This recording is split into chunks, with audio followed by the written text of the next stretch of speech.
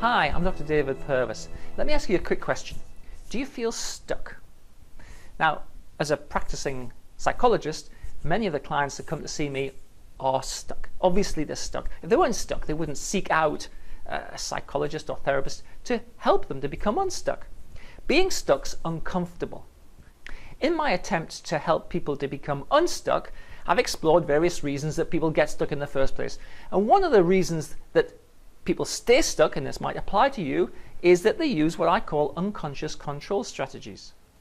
Unconscious control strategies. What on earth is that?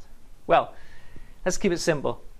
A conscious control strategy would be something like, I would like to lose weight, so I go through some diet process. That's a pretty simple example of a conscious control strategy. But what might be an unconscious control strategy? Well, let me explain. But first, I'll give you some indicators of what an unconscious control strategy feels like. Do you feel guilty about anything? Do you feel blamed? Do you feel angry? Do you feel highly self-critical? Is it important to control your weight? Is it important to work massive number of hours? Is it important, fundamentally important, what other people think about you? And do you pay a lot of attention to it, and does it actually direct your behavior a lot? These are all potentially unconscious control strategies. Now the trouble is that unconscious control strategies don't necessarily move you forward very much, and they tend, in my experience, to keep you more stuck. Let me tell you a little story which I hope will illustrate an unconscious control strategy so you can see whether this applies to you.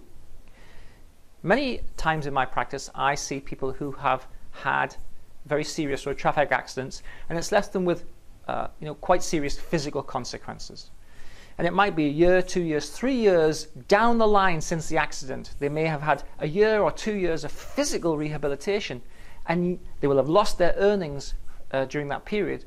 And it turns out that often people can't quite get back to their physical fitness that they used to have. So it might be that, for instance, a hand doesn't have the dexterity it used to have. It might be that there's not the strength that there was. It might be that limbs don't bend or not as flexible. And so often in manual occupations, you can't quite get back to what you did before. And so perhaps you can't get back to your profession. So when they come to see me, they're obviously stuck in some form. And so with some questioning, we find out that they're often angry and resentful. Angry that they've lost their livelihood, and resentful that their life has been changed through no fault of their own.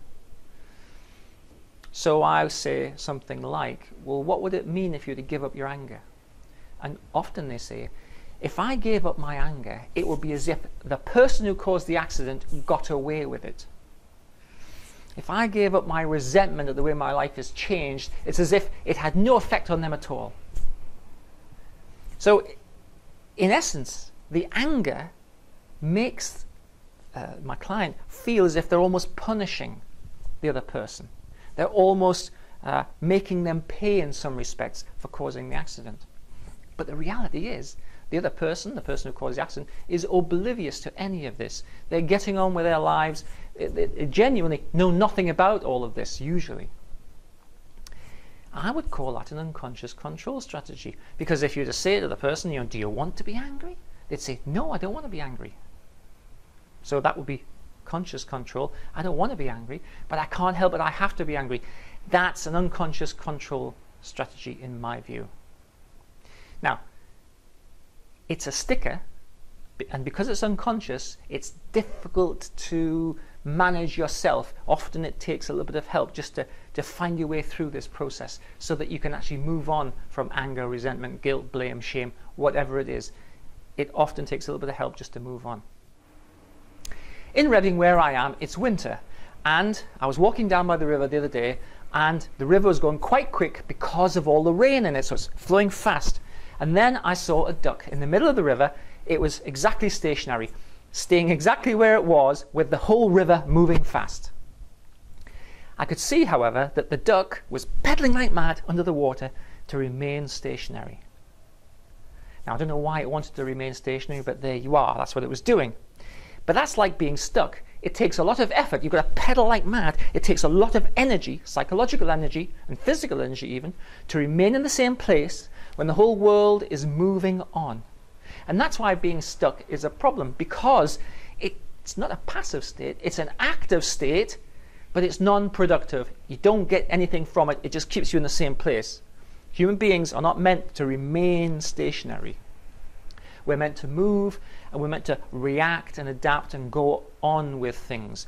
Being stuck is an unpleasant and unhelpful situation.